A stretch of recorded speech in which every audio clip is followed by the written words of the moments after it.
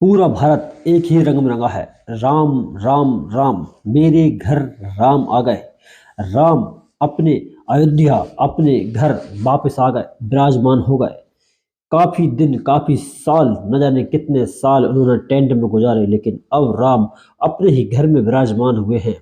ये संकल्प रहा बीजेपी का। लेकिन कांग्रेस पार्टी या अन्य पार्टी इसे किसी और नजरिए से देख रही है और उनका कहना है कि ये कोई धार्मिक कार्यक्रम नहीं, 2024 का चुनाव का एजेंडा है। लेकिन वह गलत गलत और गलत है। ये सिर्फ और सिर्फ हिंदू धर्म की प्रभावना है। हिंदू धर्म के बारे में मोदी जी जानते हैं और मोदी जी हिंदू धर्म को निभाना भी जानते हैं। इसीलिए मोदी जी ने पूरे तन मन और धन से, सच्ची श्रद्धा से, भाव से 11 दिन का निर्जला उपवास करके बिना कुछ खाए पिए उन्होंने प्राण प्रतिष्ठा के लिए अपने आप को तैयार किया है। और उन्होंने जितने भाव से, मन से प्राण प्रतिष्ठा की है, ये वास्तव में सराहनीय है। और ये बिल्कुल सच बात है कि पूरा भारत अब राममय हो चुका है, बीजेपी मय हो चुका है। पूरे भारत में सिर्फ एक ही बात गूंज रही है, जय श्री राम, जय श्री राम और जय श्री राम। और जब कोई अच्छा कार्य करता है तो उसके विरोधी जरूर होते हैं, क्योंकि अच्छे काम करने वाले की बुराई जरूर होती है।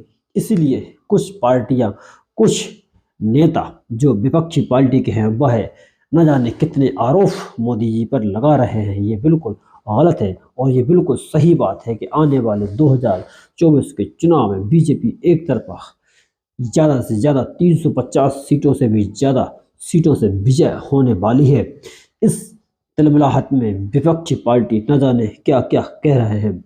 और कांग्रेस पार्टी ने जो निमंत्रण ठुकराया है, अयोध्या की प्राण प्रतिष्ठा में ना आकर जो उन्होंने ये निंदनीय कार्य किया है, ये बहुत ही गलत है और बहुत ही निंदनीय है। इसका खामियाजा उन्हें 2024 के लोकसभा चुनाव में भुगतना पड़ेगा। और वह समझ चुके हैं कि अब हमारा जीतना मुश्किल है, असंभव है। और इसी तिलमिलाहट में, इसी परेशानी में वह सोच रहे हैं कि हम क्या करें और हम क्या क्या कर सकते हैं, और वह कुछ भी नहीं कर सकते। अब उनकी हार निश्चित है। और कहीं कहीं तो ऐसा भी माना जा रहा है कि अब किसी किसी जगह, किसी क्षेत्र में ऐसा होगा कि बीजेपी के कुछ सांसद निर्विरोध जीतेंगे, क्योंकि उनको विपक्ष में खड़ा होने वाला नेता का मिलना भी बड़ा मुश्किल है। क्योंकि विपक्षी नेताओं को, विपक्षी पार्टियों को मालूम है कि वह किसी भी नेता को खड़ा कर दे वह हारेगा। और जब नेता को ये मालूम चलेगा, वो समझेगा कि मैं हारूंगा, तो वो निश्चित रूप से पार्टी से खड़ा नहीं होगा और वह, उसकी हार निश्चित है, तो वह समर्पण कर देगा और वह बिल्कुल भी चुनाव में खड़ा नहीं होगा। और वह कई जगहों से बीजेपी की निर्विरोध जीत होगी, ये बिल्कुल तय है।